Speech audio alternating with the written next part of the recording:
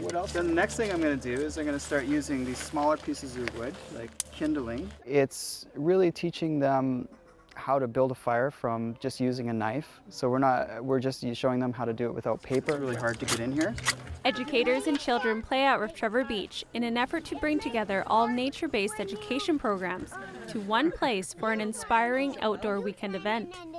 The first annual Vancouver Island Nature Preschool Conference is filled with skill-building activities to celebrate the growth of these programs. These nature preschools and nature kindergartens stem back to the 50s, but we're just starting to see a great movement up here.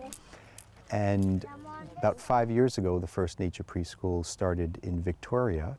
And here we are 5 years later, and I mean, there's about 10 nature preschools on the island, all fully supported, some with wait lists. Look around us. What do you see? A nature-based preschool program is an outdoor learning environment for children aged 3 to 5.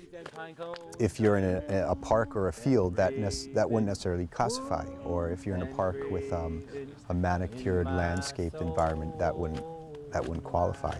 You need to be in a natural environment. Jarrett, director of Hand in Hand Early Years Nature Education Program, says letting children be in these natural playgrounds makes the learning opportunities limitless. The openness of the natural environment. I mean, when you're outside, you can open your arms and you can open your lungs and you feel just a sense of freedom and a sense of groundingness with that freedom. And children just thrive in those environments. There's just, you know, there's not much instruction that a child needs when you put them in the forest. They tend to know what to do, and they know how to interact with the forest. And that interaction gives them a greater sense of connection to the natural world. Nature also is a great reflection of how we're feeling inside. Like, you know, a lot of activities that we do is about, you know, like think something like greet a tree or something like that, where, you know, okay, we're having a conversation with a tree and it may sound a bit flaky, but, you know, in having that conversation with a tree, I think we're also reflecting maybe what's happening within ourselves. How they feed off of each other and off of the environment around them is like probably the most amazing thing to see. Jarrett says the diverse landscape of Vancouver Island provides the perfect space for children to explore in. It helps increase their creativity, confidence, and social awareness.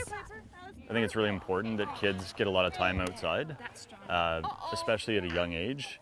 I think it's really good for motor skills. If they're curious, it's incredible because there's, you know, a limitless supply of things for them to be interested in and to check out. And it's a really interactive environment. Like if they want to build a fort, they can build a fort. It's a bit more open-ended than going to, like say, an indoor facility.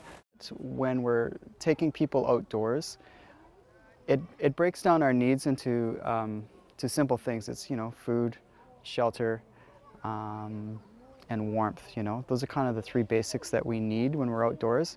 And when we break the things down into those basic requirements, I think it really puts things into a better perspective in terms of what we really need. So it removes us from the materialistic world.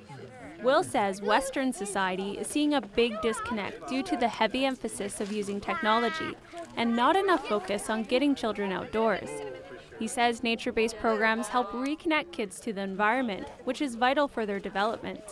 These types of programs, I think, are an introduction to maybe bringing the focus back to what our connection to nature is. Look what I found!